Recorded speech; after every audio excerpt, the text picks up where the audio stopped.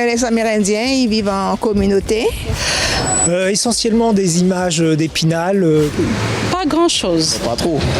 Tout ce qui est couac, cachiri. Pas grand-chose parce qu'il n'y a pas longtemps que je suis là. Ils ont une tradition, ils ont une coutume, mais après je sais pas trop de ma culture en fait.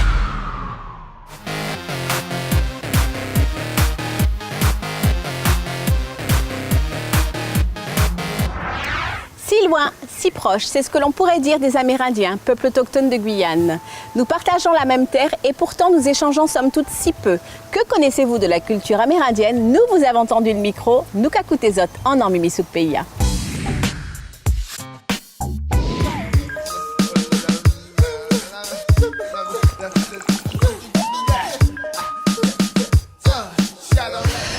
Essentiellement des images d'Épinal comme la pirogue, des outils. Je peux vous dire j'en connais un bon rayon. Pourquoi? Parce que moi-même ça se voit pas toujours, mais je suis moi-même amérindien. Les Amérindiens, ils vivent en communauté. Pas trop. Pas grand-chose parce qu'il n'y a pas longtemps que je suis là. Tout ce qui est couac, cachiri, le manioc. Pas grand-chose. Ils ont une tradition, ils ont une coutume, mais après je sais pas trop de ma culture en fait. Pas grand-chose. J'ai de la famille amérindienne, mais d'origine brésilienne. Pas grand-chose. Je sais qu'il y a différentes communautés, les Kalinia, les Palicou. Tout ce qui est l'art, les dessins, tout ce qui est poterie, tout ce qui est travail manuel.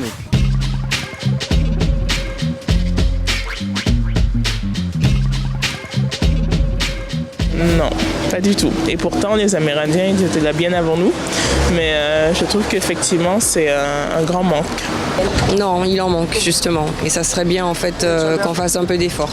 Je serais tenté de dire pas assez, parce que je trouve qu'il n'y a pas assez d'échanges interculturels, intercommunautaires. Je vis pratiquement dans un village amérindien, donc je connais assez bien la culture, surtout la culture au Palécourt, quand même, qui est une très belle culture. Façon de manger, de leur nourriture. Et ils ont beaucoup de... Comment dirais ça?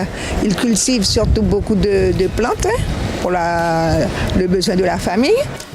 Je connais ce qui nous est permis de voir, c'est-à-dire quand on va chez eux, qu'on assiste à certaines cérémonies, comme les cérémonies de lever de deuil.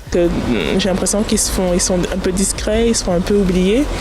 Et si c'est pas nous qui allons vers eux, je ne sais pas si le contrat se fera. Je sais que ce sont les premiers habitants quand même de la Guyane. Oui, puis le manioc, on sait d'où ça vient, on sait l'apport qu'ils ont eu dans notre culture créole, mais bon, c'est vrai que c'est devenu tellement une habitude qu'après on se l'approprie et on oublie que c'est d'origine amérindienne parfois. Non, malheureusement, mes parents me disent toujours que c'est trop dommage de ne pas connaître ma langue. Mais c'est vrai qu'au niveau de la culture, les personnes d'un certain âge continuent, mais c'est vrai, il y a un petit hic, c'est la jeunesse que j'ai bien peur que ne perpétue pas cette belle culture. Quand je veux quelque chose, c'est Amsewa. Quand on demande, Amsewa Tuna, je veux de l'eau. Amsewa Pelele, je veux du pain.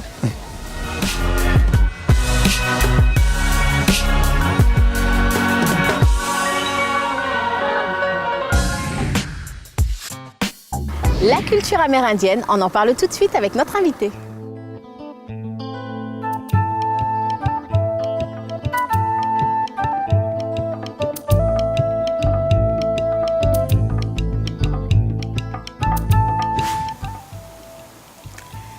Jean-Pierre, tu es responsable du centre culturel Kalawashi à Kourou. Bonjour.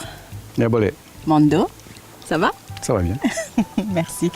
Alors, la question que nous avons posée aux personnes que nous avons rencontrées dans la rue, c'est que connaissez-vous de la culture amérindienne?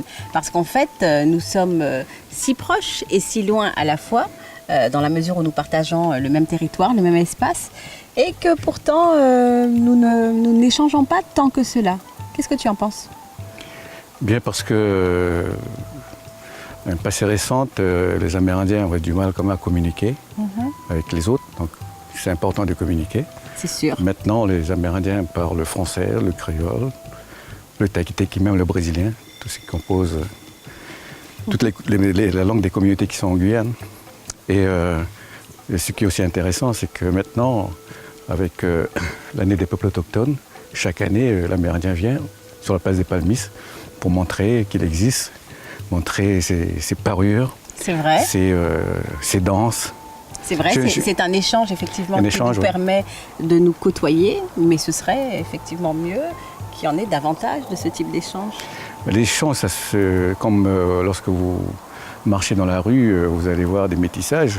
Donc l'Amérindien se métisse ou l'Amérindienne. Donc déjà ça c'est important.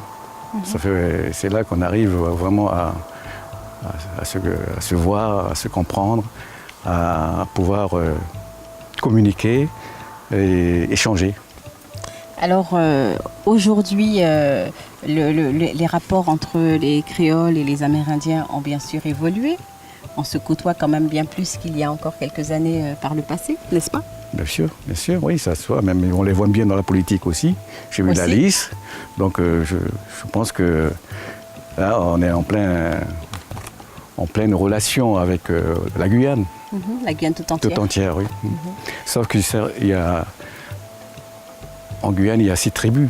Donc ceux qui sont sur le littoral, ils ont plus de facilité à communiquer avec les autres qui habitent sur le littoral. Par rapport aux autres qui sont à l'intérieur du pays, ils sont loin. C'est assez difficile pour eux, quoi. Donc ici, ceux qui sont sur le littoral apprennent pas mal de choses. Certains sont curieux, il y a des artistes qui sortent, il y a des musiciens, ceux qui font des ciels de case ou de la vannerie.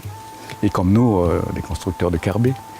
Donc tout ça amène aussi à, lorsqu'il y a très peu de gens d'Amérindiens qui travaillent avec nous, donc on est obligé, nous, Kalawasi, de travailler avec des gens de l'extérieur. C'est-à-dire, en ce moment, on travaille beaucoup avec les Saramaka. Alors tu es toi-même Kalinia? Je suis Galibi, Telewoyo. Kalinia, ça veut dire tout le peuple amérindien, qui désigne le peuple amérindien entier.